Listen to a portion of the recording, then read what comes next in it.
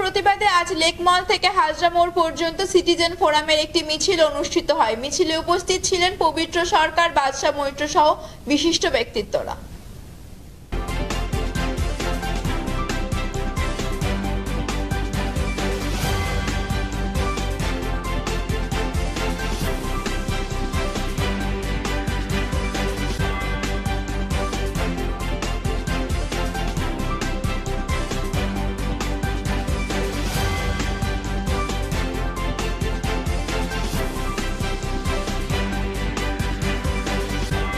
পশ্চিমবাংলা নারী নিরাপত্তার ক্ষেত্রে খুবই এগিয়ে ছিল। এখানে আমি ছোটবেলায় যখন বড় হয়েছে, এই সরস্বতী পুজো সবে গেল, আমি দেখেছি ছেলেরা মেয়েরাও দল বেঁধে দিনে রাত্রে ইচ্ছে মতো ঘুরছে, আনন্দ করছে, তারা নিজেদের মতো থাকছে। নাটক, কবিতা, নানা ধরনের সাংস্কৃতিক যে সমস্ত অ্যাক্টিভিটি তাতে পার্টিসিপেট করছে। এবং এটা কলকাতা শহরেই শুধু দেখেছি তা নয়, তার কারণ নাটকের দলের কাজে আমাকে যেহেতু প্রান্তিক জায়গাতেই যেতে হতো বেশিরভাগ সময়, সেখানেও এই একই পরিবেশ।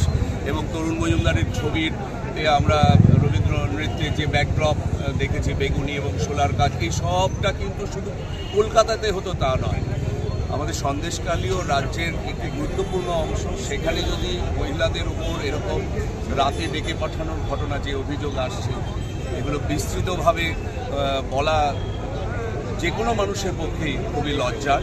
এই ঘটনা ঘটেছে এবং তার ব্যাপারে পুলিশেরই সুমোটো এটার ব্যাপারে তদন্ত করা উচিত, কেস করা উচিত, এই সমস্ত বিষয় সামনে আনা উচিত। কিন্তু সেই ব্যাপারে রাজ্য সরকার বা প্রশাসনের কোনো উদ্যোগ দেখছি না, তাই আজকে আমরা পথে।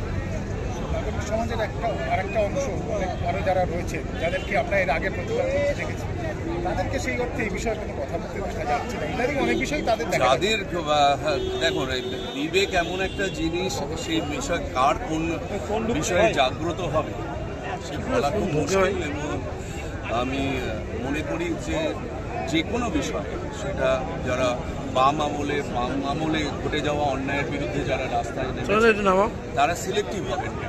তারা যে কোনো বিষয়ে সব আমাদের সময়, পরের সময়, আগামী দিনে যে কোনো সামাজিক অন্যায় ঘটলে সবাই সামনে আসবেন, এটাই কাঙ্ক্ষিত। যদি না আসে, সেটারও খোঁজ লাগাতে হবে যে কী কারণে তারা নামছেন না, তাদের সাথে আলাপ করতে হবে।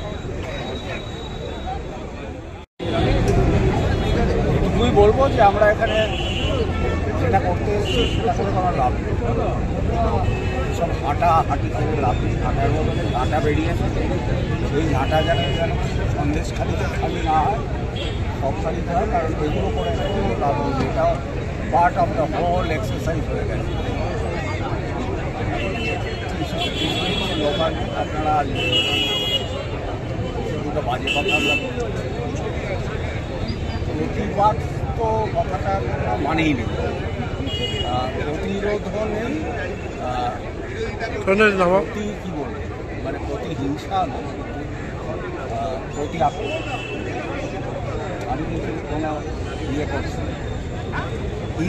ইনস্টিগেট যেটাকে বলে, যে যেখানে কোনো ব্যবস্থা নেই, যেখানে আইনি ব্যবস্থা সম্পূর্ণ, তখন আমার বাড়ি থেকে মা বউ মেয়েকে তুলে নিল, এখন আমার কাছে কী অপশন? কার কাছে গিয়ে দরকার? সরকার শুনবে, যারা বিপক্ষে আছে তারাই বা এগুলো হচ্ছে কেন? ভারতবর্ষের অন্যরাই ঠিকঠাক হয়, এই লেভেলে কিছু হয় না। দুদিন আগে একটা রিপোর্ট হচ্ছে, সেটা কিন্তু মহিলাদের জন্য সবচেয়ে সেফ শহর। তো সেটা তো রিপোর্ট টানলে এফআইআর তো করে একটাও না, অটোমেটিক জিরো হয়ে একটা কারণ একটা নিয়মরক্ষার জন্য করতে হয় পড়েছে।